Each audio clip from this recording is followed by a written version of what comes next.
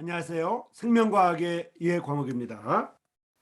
이 시간에는 유전, 유전자와 염색체 등에 대해서 공부하겠습니다. 여러분 교과서 91페이지입니다. 새끼 오리들은 모두 그들의 부모를 닮았습니다. 또 모든 동물들이 그들의 부모를 닮았습니다. 인간도 그들의 부모를 닮은 것이죠.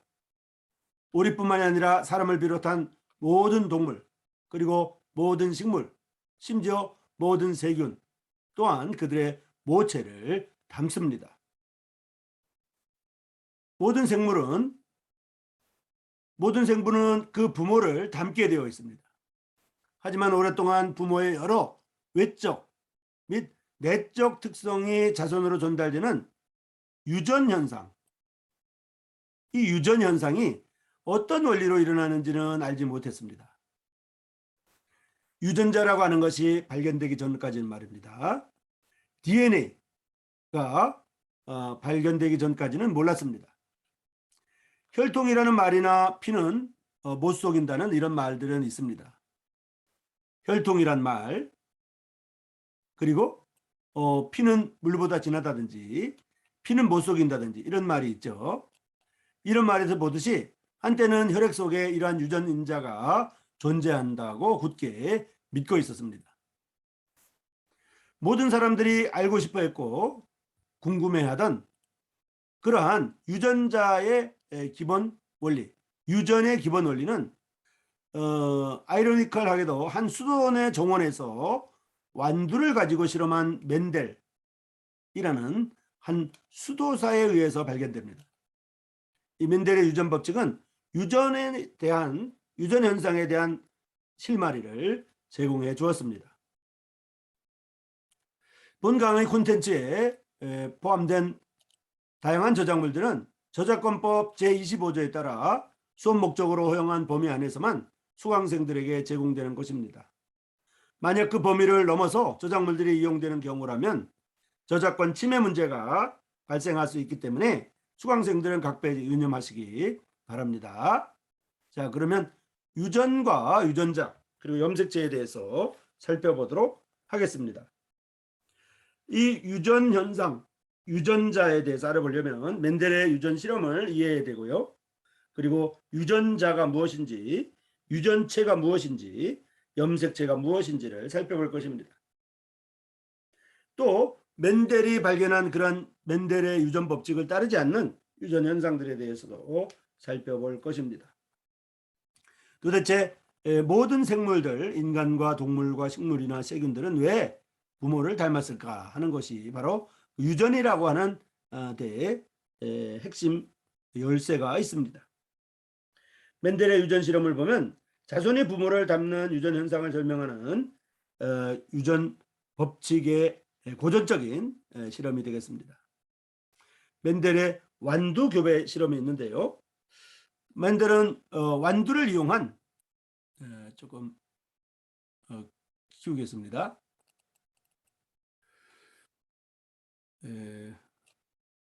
멘델은 완두를 이용한 교배 실험, 을 멘델이 했죠.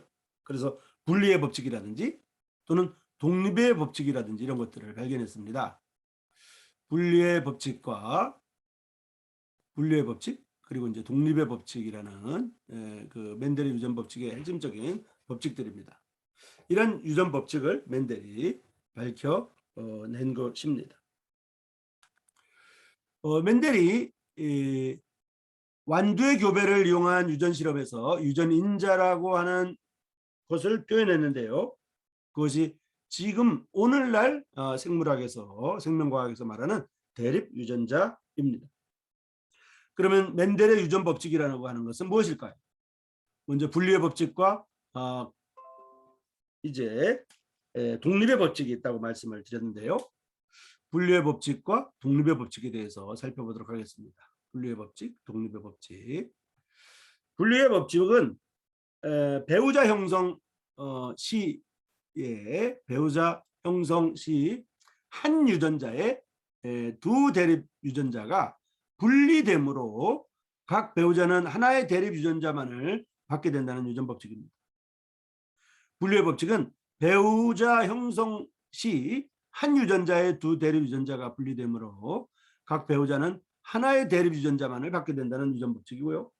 독립의 법칙은 배우자 형성 시 한 특성을 결정하는 유전자는 다른 특성을 결정하는 유전자와 독립적으로 나누어서 들어간다는 유전 법칙입니다. 그러니까 독립의 법칙은 각 유전자가 독립적으로 활동하고 기능한다는 뜻이고요.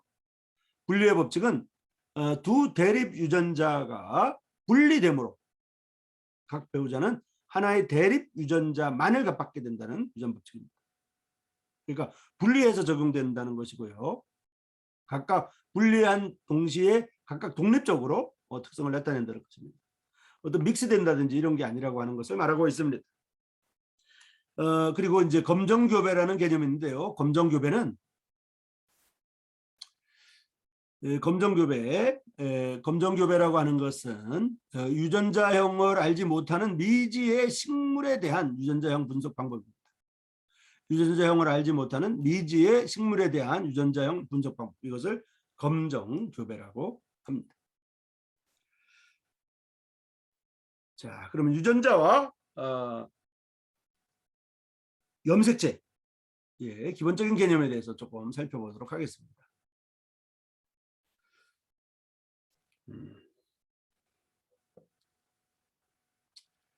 유전자, DNA 유전자,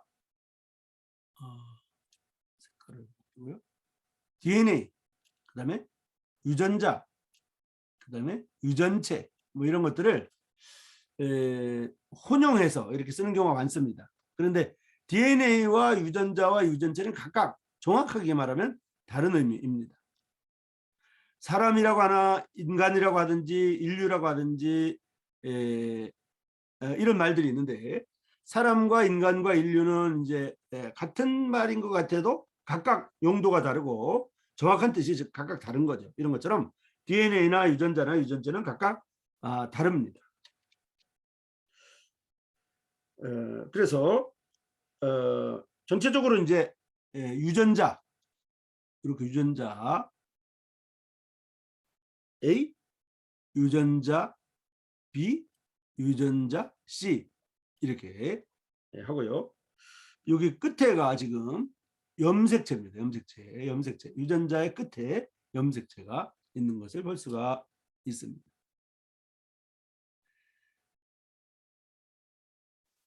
그러니까 전체 이게 좀 이 가닥이 여기서부터 여기까지 이게 전체적으로 이게 전부 다가 DNA거든요. DNA인데 DNA에서 이렇게 이제 요만침이 유전자 A, 요만침이 유전자 B, 요만침이 유전자 C. 그러니까 DNA의 일부가 유전자라고 하는 것을 우리가 알 수가 있죠. 그리고 유전자들 중에 일부가 염색체라고 하는 것을 우리가 알 수가 있겠습니다.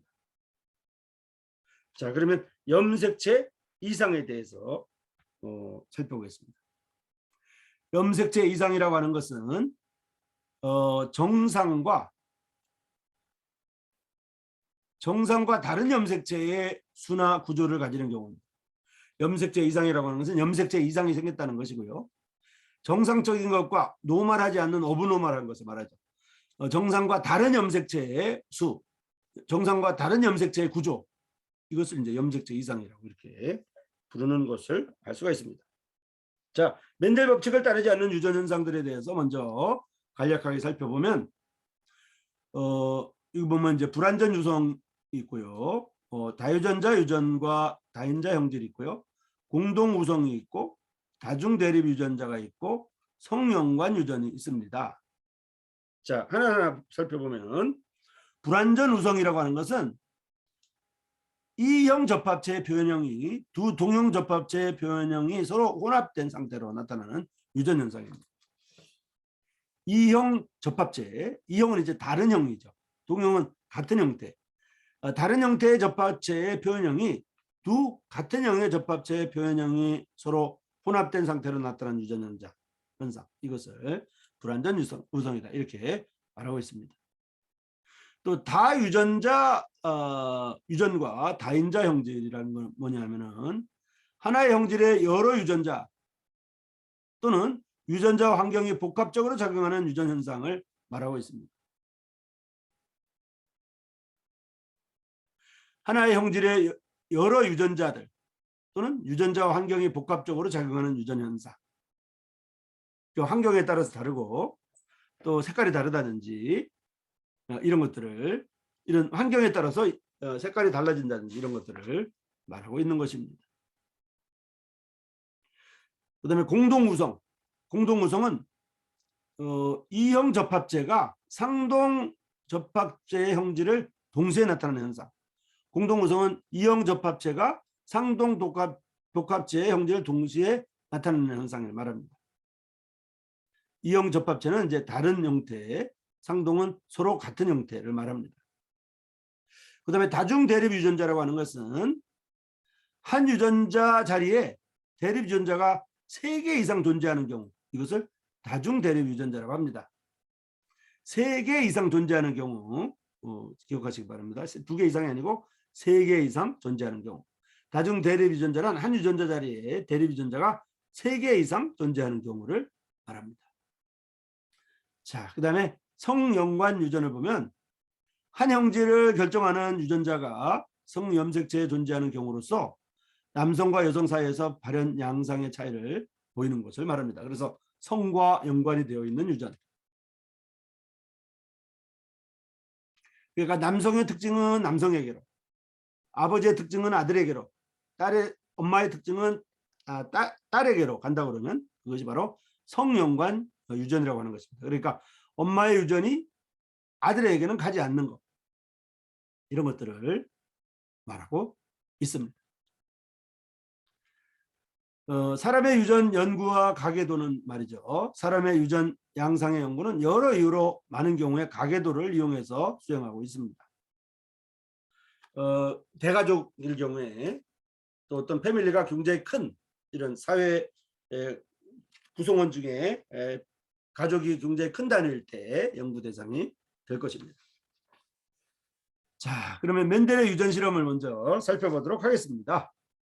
멘델의 유전으로 유명한 이 멘델이라고 하는 수도사 멘델이라고 하는 사람이 수행했던 완두 교배 실험이 유명하죠.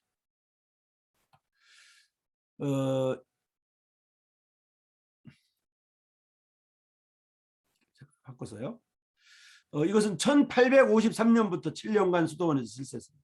1853년이니까 지금 1953, 2053, 그러니까 200년이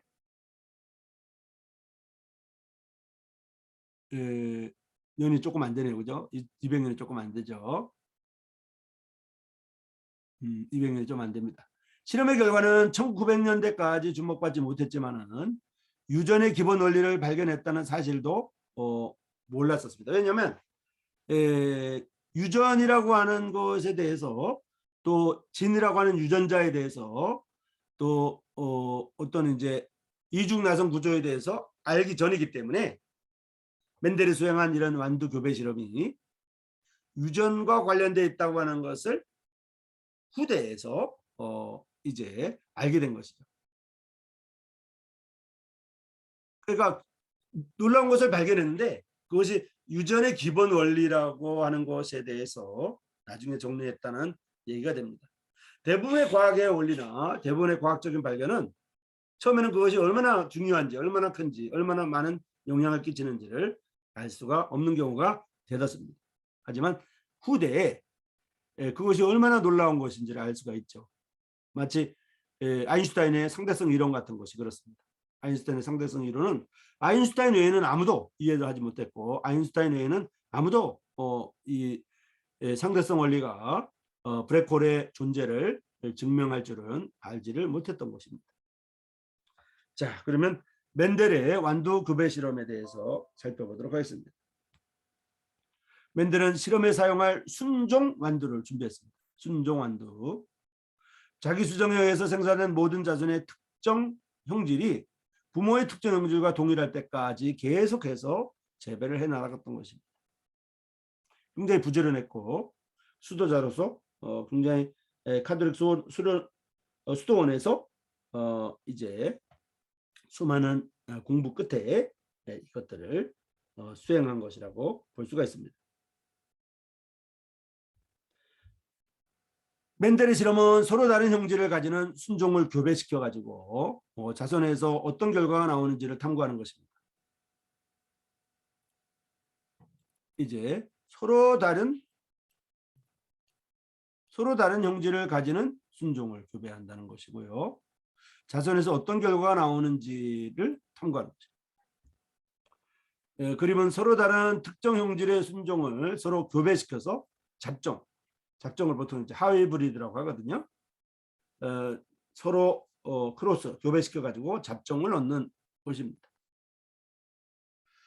멘델이 완두를 가지고 수행한 이런 교배 실험을 보면 F1 종자가 나타나죠. 주름진 콩 식물의 콩가루를 붓에다가 묻혀서 둥근 콩 식물의 암술에 옮기고요. 자가소멸을 방지하기 위해서 둥근 콩 식물에서 수수를 제거하는 이러한 방법을 통해서 F1 종자 하이브리드를 생산하는 것입니다. 그러면 둥근 F1 종자를 심습니다. 순종의 둥근 완두를 심고 순종의 주름진 완두를 심었더니 둥근 F1 종자가 나타난다는 것입니다. F1 식물을 자가 수분시켰더니 F2 종자는 둥근 것이 4분의 3이고 주름진 것이 4분의 1이었다. 이것이 바로 멘델이 완두를 가지고 수행한 교배 실험입니다. 둥근 완두와 주름진 완두를 심어봤더니 4개 중에 3개는 둥근 것이 됐고 4개 중에 1개는 주름진 것이 됐다는 결론입니다. 아셨죠? 자, 여기서 순종인 부모 식물은 P세대라고 그러고 잡종인 자손은 F1 세대라고 이렇게 부를 수가 있습니다. 이들을 자가교배해서 생긴 자손을 F2 세대라고 볼 수가 있고요. 멘델은 이 F1 세대에서 나타나는 형질을 우성이라고 했습니다. 그리고 F1 세대에서 나타나지 않는 형질은 열성이다 이렇게 말했습니다. 우성은 도미넌트, 열성은 리세시브라고 불렀죠. 이렇게 해가지고 부모 식물을 이제 자손 세대로 또 자손 세대를 손자 세대로 이렇게 P세대가 F1 세대로 F1 세대가 F2 세대로 이렇게 나가면서 F1 세대에서 우성과 그다음에 열성이 나타난 것을 볼 수가 있습니다. 멘델이 처음 관찰한 것은 순종의 둥근 콩과 순종의 주름진 콩을 교배해서 얻은 F1 식물이 모두 둥근 콩이었는데요. 처음에는 주름진 콩을 생산하는 유전자는 사라졌을까요? 원리적으로는 둥근 콩과 주름진 콩을 할 때 4개가 나타나면 3개는 둥근 콩, 1개는 주름진 콩이었죠. 그런데 멘델이 처음 관찰한 것은 그 자손의 F1이 모두 다 둥근 콩이었어요. 그렇다고 이 주름진 콩이 없어진 건 아니죠. 자, 그래가지고 F1 식물을 서로 교배시켰습니다. 그래서 생긴 F2 세대에서는 그러니까 자식 식물을 다시 교배시켜서 손자 세대로 이렇게 했더니 둥근 콩이 3개, 주름진 콩이 1개 비율로 나타났다는 것입니다. 그래서 결론적으로는 멘델은 주름진 콩의 유전인자가 F1에서 사라진 것이 아니라 둥근 콩 인자에 의해서 가려졌다 이렇게 설명을 했던 것입니다. 이해했죠? 자, 멘델은 둥근 콩과 주름진 콩 외에도 또 씨의 색깔이라든지 꽃의 색깔이라든지 꽃의 위치라든지 콩깍지 모양이라든지 이렇게 7가지 특성을 교배 실험에 분석해 봤습니다. 이런 것은 이제 여기 나와 있는 것 외에도 여러 가지로 이렇게 설명할 수가 있겠습니다. 멘델의 실험에 완두를 사용한 이유는 일단 완두가 사용하기 쉽고요. 보통 이제 실험을 할 때 우리가 마우스나 렛드 같은 쥐를 사용하거든요. 그게 그렇게 하면 핸들링하기가 쉽고 기르기가 쉽고 자식을 많이 낳고 이렇게 하기 때문입니다. 또 촉파리를 가지고 많이 실험하는데 촉파리도 작고 빨리 번식하고 이러는 거죠. 보통 세균을 할 때도 대장균을 많이 가는데요. 대장균도 기르기 쉽고 세대 기간이 짧고 핸들링하기 쉽기 때문입니다. 그런 거와 똑같이 멘델의 실험에 완두를 사용한 이유도 마찬가지 이유였습니다. 멘델 실험에서 완두를 사용한 이유는 기르기가 쉽고 세대 기간이 짧았다는 것. 그 다음에 이제 보통 자가수분되지만 타가수분도 쉬웠다는 것. 그러니까 자가수분은 스스로 바람이 날리거나 이렇게 이제 바람이 날리거나 곤충들에 의해서 옮기다든지 이렇게 되는데 타가수분은 인공적으로 붓을 가지고 그림 그리는 붓 있잖아요. 그 붓을 가지고 이렇게 그 꽃가루를 묻히는 거 이런 거죠. 그래서 기르기 쉽고 세대 기간이 짧다는 거. 보통 자가수분되지만 타가수분도 쉬웠다는 거. 쉽게 구분되는 여러 다른 형질을 보이는 품종이 많았다는 거. 한 번의 교배로 많은 자손을 얻을 수 있어서 분석이 쉬웠다는 거. 이런 것들이 멘델이 실험에 완두를 사용한 이유가 되었습니다. 자, 여기 보면 줄기의 길이 길다, 짧다. 그다음에 씨의 모양이 두글다, 주름지다. 그다음에 씨의 색깔이 노란색, 초록색. 또 콩깍지의 모양도 콩깍지 모양도 지금 보면 초록색, 콩깍지 색깔도 초록색, 노란색. 콩깍지 모양도 통통한 모양, 잘록한 모양. 꽃의 색깔도 보라색과 흰색. 그 다음에 꽃의 위치도 측면과 정단 등 멘델이 실험한 완두의 7가지 특성입니다. 물론 이제 완두가 이렇게 7가지 특성만 있다고 볼 수는 없지만은 이제 멘델이 실험했던 완두의 7가지 특성을 말할 수가 있습니다. 멘델이 완두를 이용한 교배 실험이 이루어졌던 수도원 정원을 사진을 통해서 볼 수가 있습니다. 멘델 실험의 해석을 보겠습니다. 멘델은 완두 교배 실험 결과를 바탕으로 유전에 관한 4가지 결론을 내리게 되었는데요. 이 결론을 현재 유전학적 지식으로 설명을 한다면 결론 1. 유전적 특성의 다양성은 서로 다른 유전자로 인해서 생성된다는 것입니다. 유전적 특성의 다양성은 서로 다른 유전자로 인해서 생성된다는 것. 유전적 특성이 유전자로 인해 생성된다는 것. 이것이 멘델이 했던 실험을 현대 유전학적 지식으로 설명한다면 이렇다는 것입니다. 예를 들어서 둥근 콩과 주름진 콩과 같은 콩의 모양을 결정하는 유전자는 하나인데요. 이 유전자는 2가지 형태로 존재하는데 이와 같이 한 유전자의 서로 다른 형태를 대립 유전자라고 이렇게 부릅니다. 이것은 다만 현재 유전학적 지식으로 멘델 실험을 해석한 것입니다. 당시에 유전자라고 하는 개념이 없었기 때문에 멘델은 이렇게 결론을 내진 않았죠. 그러나 멘델 실험이 시사하는 바는 큽니다. 대부분의 과학적 발견이나 실험들은 이렇게 후대에 정확하게 진단하는 경우가 많습니다. 자, 2번째, 각각의 개체는 한 특성에 대하여 두 부모로부터 각 하나씩 2개의 대립 유전자를 물려받는다는 것. 뭔지 알겠죠? 한 유전자에 대해 동일한 2 대립 유전자를 가진 개체를 동형 접합체, 또 서로 다른 2 대립 유전자를 가진 개체를 이형 접합체라고 합니다. 동형 접합체는 호모자이고트, 이형 접합체는 헤테로자이고트죠. 동형이라고 하는 것은 같은 모양이라는 뜻이고 이형이라고 하는 것은 다른 모양이라는 뜻입니다. 자, 멘델의 실험의 해석을 보면 4가지 결론 중에 2가지를 말씀드리면, 첫 번째는 유전적 특성의 다양성이 유전자 때문에 생긴다는 것이고, 그 유전자 각각 그 특성을 나타내는 유전자를 각각의 대립 유전자다 이렇게 부른다고 하는 것입니다. 또 각각의 개체는 한 특성에 대하여 2 부모로부터 각 하나씩 2개의 대립 유전자를 물려받는다는 것. 그러니까 엄마 유전자, 아빠 유전자를 같이 물려받기 때문에 엄마의 특성도 있고 아빠의 특성도 있다는 것을 알 수가 있습니다. 한 유전자에 대해 동일한 두 대립 유전자를 가진 객체를 동형 접합체.